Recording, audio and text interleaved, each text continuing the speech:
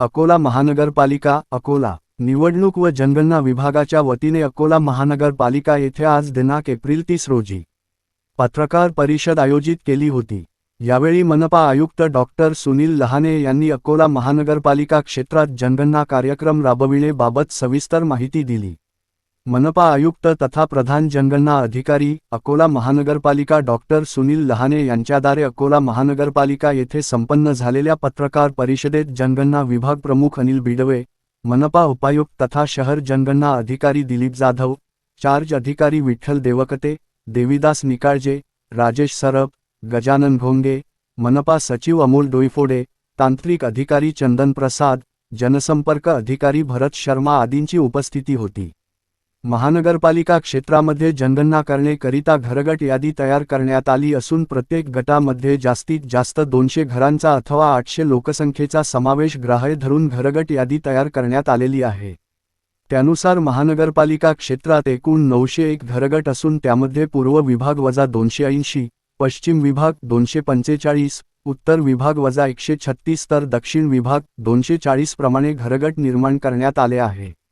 जनगणना कामाकरिता अत्यंत महत्त्वाचा घटक असलेले 993 प्रगणक व 168 पर्यवेक्षक असे 1161 कर्मचारी नियुक्त करण्यात आले असून जनगणना संचालनालय महाराष्ट्र यांचे उद्यारा निर्धारित करण्यात आलेल्या कालावधीनुसार प्रशिक्षण शिबिर दिनांक 23 ते एप्रिल 25 व 27 ते एप्रिल 30, 2026 या कालावधीमध्ये एकूण 800 प्रशिक्षणार्थी यांना प्रशिक्षण देण्यात आले असून तिसरा व अंतिम टप्पा दिनांक 4 ते 6 मे या कालावधीत आयोजित करण्यात आला आहे। सदर प्रशिक्षणार्थी यांना प्रशिक्षित करण्याकरिता तसेच जनगणना करणे कामी संचालनालयाचे प्राप्त निर्देशानुसार कार्यवाही करण्यासाठी एकूण 17 क्षेत्रीय प्रशिक्षक यांनी प्रशिक्षण दिले आहे। जनगणना कामाकरिता 1 मे 2026 पासून प्रारंभ होत असून पहिल्या टप्प्यांतर्गत दिनांक 1 ते मे 15, 2026 या कालावधीत स्वगणना करण्याबाबत कार्यवाही होणार आहे। तर मे 16 ते जून 14 या कालावधीत घरयादी व घरगणना करण्याकरिता घरगट यादी निहाय नियुक्त प्रगणक व पर्यवेक्षक यांचे उद्यारा प्रत्यक्ष भेट देऊन एकूण 33 प्रश्नावलीच्या स्वरूपात माहिती संकलित करण्यात येणार आहे। प्रगणक यांना नागरिकांनी जनगणना अंतर्गत विचारलेली माहिती खरी द्यावी ज्यामुळे जनगणना कार्याचा उद्देश सफल होईल। जनगणना कामाकरिता नियुक्त प्रगणक व पर्यवेक्षक यांचा कामाचा कालावधी मे व जून महिन्याचा असल्याने सदरचे काम सकाळ व सायंकाळच्या सत्रात करण्याबाबत जनगणना संचालनालय महाराष्ट्र यांचे निर्देश प्राप्त असून नागरिकांनी प्रगणक व पर्यवेक्षक यांना घरामध्ये सावलीत बसून विचारलेली माहिती देण्याबाबत कार्यवाही करावी असे आवाहन सुद्धा या अन्वये करण्यात येत आहे।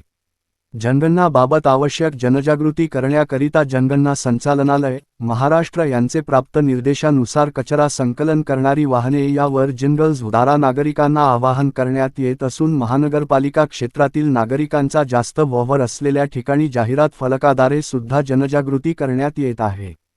जनगणना करताना संवेदनशील भागात पोलीस विभागाच्या सहकार्याने जनगणनेचे काम करण्याबाबत जनगणना संचालनालय महाराष्ट्र यांचे निर्देश प्राप्त आहेत। जनगणनेची माहिती देताना कुटुंबातील प्रमुख व्यक्तीने माहिती दिल्यास जनगणना कामात कोणताही व्यत्यय निर्माण न होता जनगणनेचे काम सुविधाजनक होण्यास मदत होईल। त्याबाबत जनगणना विषयक माहिती कुटुंबातील प्रमुख व्यक्तीने द्यावी असे आवाहन सुद्धा प्रशासनाच्या वतीने करण्यात येत आहे। जनगणना नोंदणी 2 वेळा होणार नाही याबाबत परिपूर्ण काळजी घेण्याकरिता प्रगणक यांना सूचना देण्यात आलेल्या आहेत। जनगणनाबाबत नोंदीचे संपूर्ण कामकाज डिजिटल स्वरूपात असून सदरचे काम करताना CMMS पोर्टल अंतर्गत HLO ॲप्लिकेशनद्वारे माहिती संकलित करण्यात येणार आहे। तसेच सदरची संपूर्ण माहिती गुप्त ठेवण्यात येणार असल्याने नागरिकांनी खरी माहिती प्रगणक यांना द्यावी असे आवाहन यावेळी आयुक्त लहाने यांनी केले। भारताची जनगणना 2027 येऊ घातलेली आहे। याच्यामध्ये महाराष्ट्र जनगणना संचालनालय यांच्या देखरेखीखाली उद्यापासून आपल्या अकोला महानगरपालिका क्षेत्रामध्ये म्हणजे सर्व राज्यामध्येच होणार आहे, परंतु आपल्या क्षेत्राचा विचार करता आपल्याकडे 901 एन्युमरेशन ब्लॉक केलेले आहेत ज्याच्यामध्ये आपण प्रगणकांची नेमणूक केलेली आहे। याच्यामधला पहिला टप्पा जो आहे घरगणनेचा तो 1 मे पासून सुरू होत आहे।